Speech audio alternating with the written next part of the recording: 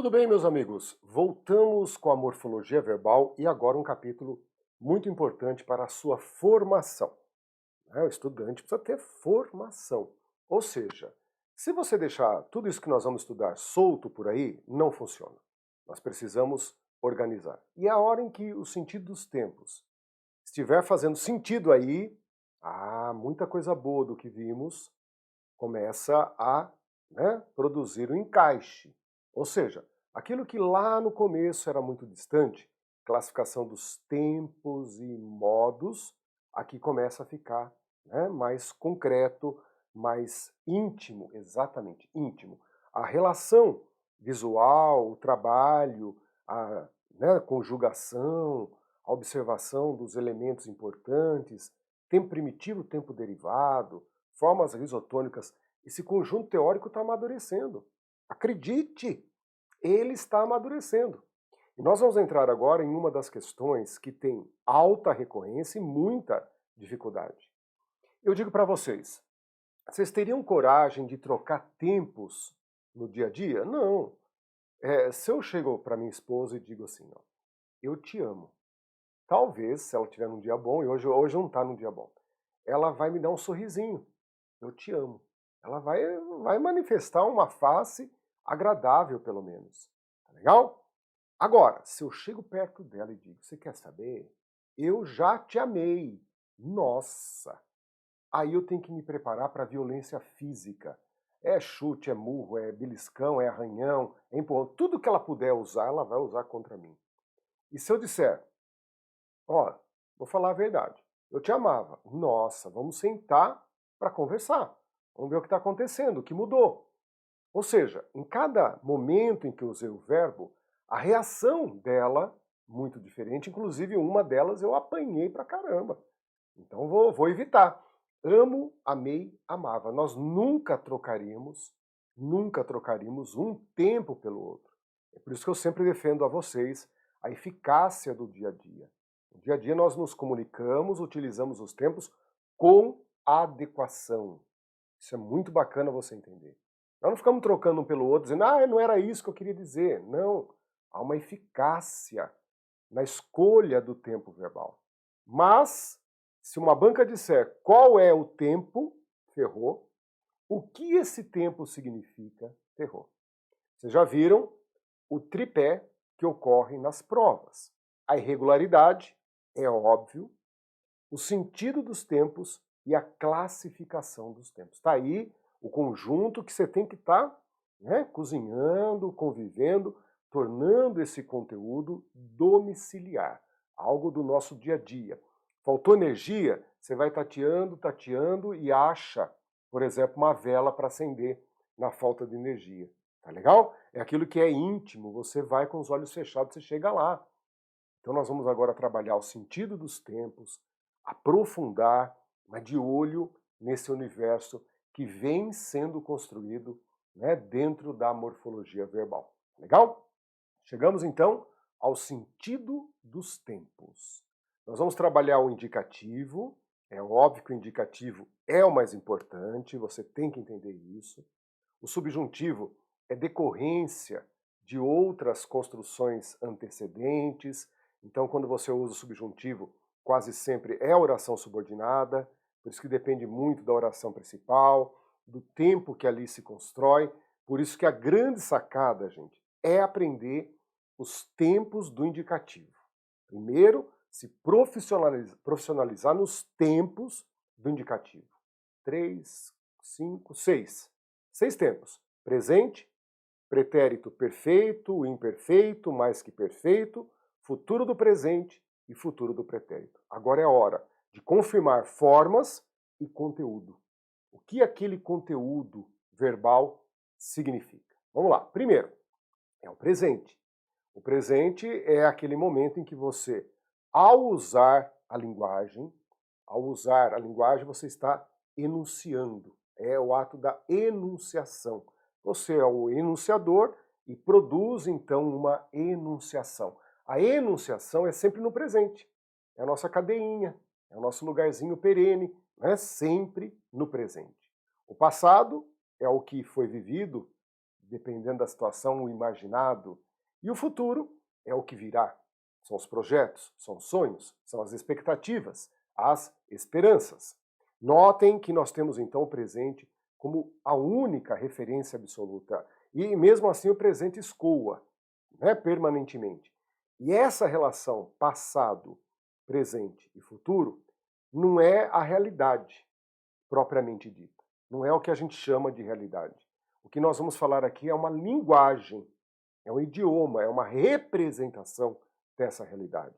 É por isso que tem tantos pretéritos, é por isso que tem tantos futuros. Tá legal? É por isso que tem modo convicto, modo duvidoso, é por isso que você tem uma representação dessa realidade. E como nós estamos representando essa realidade, não deixe de perceber que o passado é muito importante. O passado é muito importante. Nós falamos futuro do pretérito, né? O futuro do pretérito está entre os pretéritos.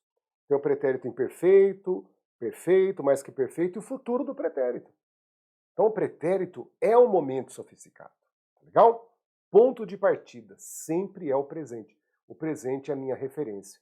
Então quando eu uso o verbo no tempo presente do indicativo, o que ocorre? Então o primeiro uso é que aquilo que eu faço, a minha ação, ela vai se dar simultaneamente ao que eu falo. Há uma simultaneidade entre o ato e aquilo que eu digo. A pessoa esquece uma bolsa no carro. Na hora que ela está saindo, assim, esqueci a bolsa. O que eu digo? Fique tranquila, eu pego. Então é uma ação que eu faço no momento em que eu estou falando. Há uma simultaneidade entre o ato e o verbo, a ação que o verbo traz.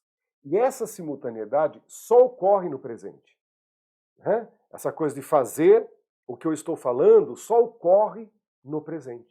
Porque no pretérito já foi, de alguma forma já foi, e no futuro será. A simultaneidade só é possível no presente. Então, como o presente é o tempo, né, muito importante, porque é o momento em que nós estamos falando, ele é muito, muito importante. O que acontece? Começamos a dar vida a esse uso do presente. Tá legal? Então, além da simultaneidade entre o que você está falando e o ato que faz, a simultaneidade do momento do uso, falar assim, o presente é legal, hein, gente? O presente passa convicção, o presente dá vida. Olha que bacana. Então, por exemplo, se eu quero dizer para vocês que eu faço o ato de estudar de maneira contínua, inclusive no momento em que estou vivendo. Então eu consigo pegar o presente e esticar esse presente para um ato em que eu faço com certa recorrência. Ou seja, eu estudo língua portuguesa. Então você sabe que eu estarei estudando no presente, mas é um ato que eu realizo também. Olha que bacana, né? Eu começo a dar ao ato de estudar um ato contemporâneo, um ato do meu presente, do momento em que vivo ainda. Não é algo que eu estudei, não é algo que eu estudava, não é algo que eu estudar, é vivo aqui no presente, mas se estende a ações pretéritas. Olha que legal esse uso do presente, né? O presente ele é tão moeda forte que muitas vezes nós trocamos o presente colocando no lugar do futuro. Em vez de você falar para o cara que você está devendo, você fala, não, fica tranquilo, fica tranquilo. Eu pagarei semana que vem. Esse pagarei, gente, fica longe. Cheira calote. Cara, é o futuro do presente, eu pagarei. Então, para transmitir mais convicção, para dar mais concretude à realização da ação, nós colocamos o presente no lugar do futuro. E dizemos, então, fique tranquilo. Eu pago semana que vem. Olha que bacana, né? Por quê? Isso passa mais credibilidade. Professor, tá certo? Claro que tá. Claro que está. Eu pago semana que vem, troquei pago por pagarei. Por quê? Porque eu pago, passa a quem me ouve uma credibilidade maior. Tá legal? Existe o presente para aquilo que é, vamos dizer assim, contínuo. Né? Contínuo. A Terra é redonda. Esse presente, então, mostra que a Terra é redonda aqui, mas é um ato contínuo, né? Perene, tá certo? também usamos o presente, gente, para aquilo que é narrado. Quando a gente vai narrar uma história, é óbvio que o narrado é sempre pretérito, é o já vivido. Não tem como contar uma história futura nem presente, é sempre o vivido que nós contamos, né? Tá certo? A não ser que o ato da enunciação se dê simultâneo ao ato vivido, mas aí já não é mais, né, um texto narrativo. O texto narrativo tem por ponto primordial contar algo, e o contar algo pressupõe que já foi vivido, já foi, né, visto, né, virou linguagem, virou representação, então precisa ter ocorrido. Quando eu digo Pedro Álvares Cabral chegou ao Brasil, né, Pedro Álvares Cabral conheceu a região da Bahia, do litoral sul da Bahia, passou por lugares, né, e parou ali próximo a Porto Seguro. Quando eu narro isso para vocês, quando isso eu narro para vocês, tá perfeito, chegou, já aconteceu. Só que eu posso usar o presente dando vida a tudo isso. Quando eu começo a dizer, então, Pedro Álvares Cabral chega, enfim, ao Brasil, procura lugares com segura, procura e não procurou, até que para e não parou. Por quê, gente? Porque dá vida. Aproxima a narrativa de 500 e tantos anos ao momento em que a pessoa me ouve, em que a pessoa me lê. Isso dá vida. É correto? Claro que é. Então, o presente, além de indicar essa simultaneidade entre ato e ação verbal, essa simultaneidade, nós temos também essas trocas que produzem uma vivacidade, uma credibilidade. Por quê, gente? Porque o presente é o momento em que você está aqui interagindo comigo.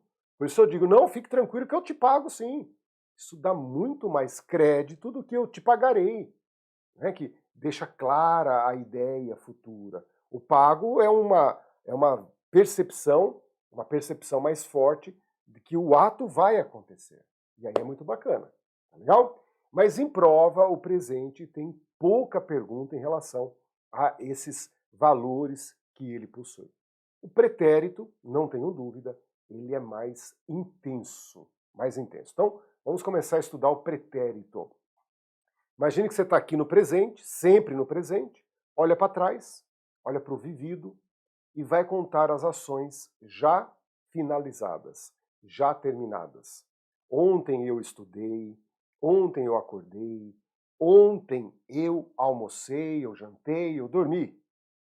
É o pretérito perfeito. Perfeito porque a ação, né, ela se interrompeu, ela acabou. A duração da ação se interrompe. É uma ação no passado concluída, acabada. Acho que tudo bem, isso aí ninguém tem dúvida, é bem tranquilo. Mas para entender o pretérito perfeito e o outro, qual que é o outro? O pretérito imperfeito, eu tenho que emparelhar. Quando a gente opta entre um e outro, é porque há uma intenção por trás. Vejam o primeiro uso do pretérito imperfeito. Indica ação repetitiva. Indica ação pretérita, ação passada, que demonstra rotina, demonstra frequência, demonstra que eu fazia aquilo com grande constância. Então, né, se eu digo para vocês, estão vendo aquele campinho? Eu joguei bola lá. Qual que é a impressão que dá? Que esse ato ocorreu uma única vez. Se eu quiser dar a ideia de que essa ação aconteceu várias vezes, mais de uma vez, eu vou ter que usar o pretérito imperfeito. É como se no tempo, lá passado, ele esticasse. O perfeito acabou, o imperfeito acabou também, mas ele mostra, né, uma extensão, mostra a repetição de ações lá no pretérito, ou seja, quando optamos pelo imperfeito, há uma intenção por trás. De mostrar, inicialmente, ação rotineira, ação que nós fazíamos no dia a dia, ação repetitiva que eu executava lá no passado. Eu jogava bola naquele campinho, você na mesma hora entende que eu ia várias vezes lá. Tá legal? E também o pretérito imperfeito, uma ação estava acontecendo no passado. Por exemplo, quando eu saí de casa, né, a minha esposa, ela fazia, trabalhava, olhava, ela fazia uma ação. E agora, nesse momento que nós estamos conversando, eu não sei se ela continua ou não fazendo. Aí é o pretérito imperfeito, indicando uma ação que começou lá no passado E eu não sei se ela vinha ocorrendo até agora. É uma ação, olha como que ela se dilata no pretérito, né? É uma ação que pode estar ocorrendo até o momento em que nós falávamos, né? Ó, quando eu passei lá no centro da cidade, a polícia corria atrás. Eu não sei se a polícia está correndo ainda. É um ato que eu vi, mas eu não tenho o domínio, a consciência, se a ação continua sendo realizada. Tá legal? Pretérito imperfeito é maravilhoso. E é maravilhoso para as ações da banca. O presente resguarda uma obviedade. O pretérito perfeito também resguarda uma obviedade. O problema começa aí, no pretérito imperfeito, que indica ação repetitiva no pretérito, indica ação que se estende, uma ação em processo que começou no pretérito e eu não tenho a consciência se já ou não se interrompeu. Tá legal? Nossa, eu passei lá no centro, a polícia, né, corria atrás dos malandros lá. Então, não sei se esse corria, que é o pretérito imperfeito, continua ou não continua. É essa a hora em que a ação em processo requer o pretérito imperfeito. Então, legal, você já vai destacar aí o pretérito imperfeito e, ó, ficar de olho. Mas nada, gente, nada se comparará ao que nós vamos ver na sequência. Nada. Nós vamos entrar agora em um outro que se chama pretérito mais que perfeito do indicativo. Se até o presente momento ele estava super discreto, agora ele ganha força. Nós vamos fazer então um estudo do pretérito mais que perfeito, dizendo assim, professor, esse é o cara, ou melhor, esse é o tempo. Se ele cai na prova, ele embrulha os candidatos para presente, engana todo mundo. Esse pretérito mais que perfeito é campeão. Tá bem? Então vamos passar de um bloco ao outro e agora sim, dê muita atenção porque ele é o mais importante entre os sentidos do tempo. Pretérito mais que perfeito. Nós vamos entender o porquê na sequência. Até lá!